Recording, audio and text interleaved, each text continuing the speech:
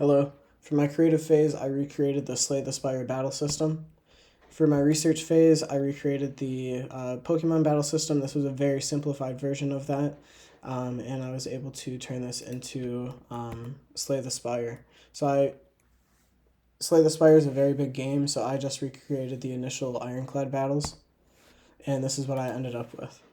So you select a card. Each card costs a certain amount of energy, denoted in these yellow circles, and then you must end your turn. Then the enemy will take their turn before performing their intended move, which is denoted above their head. So on the last move, we use Bash, which makes an enemy vulnerable, which makes them take 50% more damage, which is why that skeleton took 9 damage instead of just 6. And then we can just finish watching out the rest of this battle here. Alright, and that should do it. Yep. So what did I add? I changed, I went from a simplified Pokemon battle into the initial Ironclad battles from Slay the Spire. I created the cards and all the card art. I added click to select card behavior. There's game accurate enemy spawning. There's 8 total enemies with game accurate logic. I have a game accurate game loop now. There's simple idle animations. I created the player and enemy effect UI art and sprites, and I also added simplified game accurate UI, which I created all the UI assets for. So my issues and problems, most of this project gave me a good amount of trouble at some point. I've been working on this a lot over the last 3 weeks, and I'm very proud of how it turned out. Also, creating cards and card behavior took a long time before I came up with a proper solution. I just couldn't find anything that worked for a little while. Also, creating the overall game loop gave me a little bit of trouble. And then just sometimes fixing one bug created another, so that is always fun. And I do feel like I ended up with some more repetitive code than I needed to, which is mainly found in the enemies. But I ended up just getting too deep too late to try to fix that. And what I learned was I learned how to work with the animator. I've always just thrown in simple sprites to not have to deal with animations, but it is not as scary as I thought it once was. I also got a lot of experience breaking down a game into its most simple mechanics. I understand Slay the Spire like no one else know.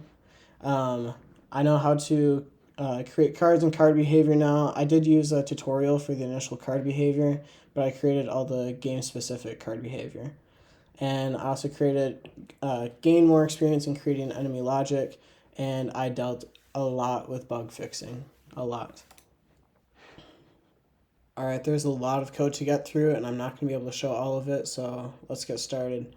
So with my spawn enemy script, we spawn enemies if there's random spawning enabled, which there should be for a proper Slay the Spire experience. It randomly chooses between 4 sets of enemies, so we will either spawn 1 cultist, a jawworm, 2 green or red louses, a medium acid or spike slime, and a small acid or spike slime. So each enemy case has a 1 in 4 chance of spawning. A cultist will always spawn on their own, as will a jawworm. When we spawn 2 louses, each louse has a 50% chance to be green or red. And when we spawn 2 slimes, the first slime has a 50% chance to be a medium acid or spike slime, and the second slime has a 50% chance to be a small acid or spike slime.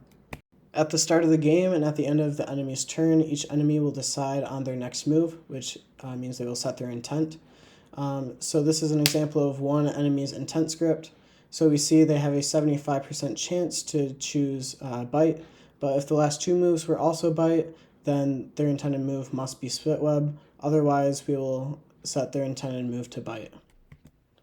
Likewise, there's a 25% chance for Spit Web to be called, but if Spit Web has been called the last 2 moves, the intended move must be Bite. Otherwise, we will set it to Spit Web. Here's an example of a part of the enemy turn script. Each enemy follows the same sort of logic in this part of the script. So we just see here that if the enemy's intended move is 1, we perform their first move, in this case is Incantation. And if the intended move is 2, we perform their second move, and in this case it is Dark Strike. Alright, now let's get into how the cards work. So when a card is clicked, as long as it is the player's turn, which it always should be because cards are only out there during the player's turn, if the card is already selected, we will deselect the card, and if no other card is selected, we will select the card. When we select a card, we slightly increase the scale of the card and bring it out forward in front of the other cards. We then set all of the relevant components to their selected components, and then depending on the type of the card and how much energy the player has compared to the cost of the card, we update the game info text. And then when we deselect a card, is selected to false and deselect the card. We also decrease the scale back down to normal and bring the card back into the card pile. To play a defend or slimed card, we simply click on the player while we have a defend or slimed card selected. As long as the player has enough energy to play the card, we will play the card. If it is a defend card, the player will gain 5 block. If it is a slimed card, we will exhaust the card, meaning we will remove it from play for this round of combat. And then this played card function takes the cost of the card away from the player's energy, and then we move the card back into the discard pile. To play a strike card, we simply select an enemy while we have a strike card selected, and as long as the player has enough energy to play the strike card, we will play the strike card. So there are some modifiers from negative effects that can be applied to the player and the enemy that affect the amount of damage the enemy takes, but generally a base strike card will deal 6 damage.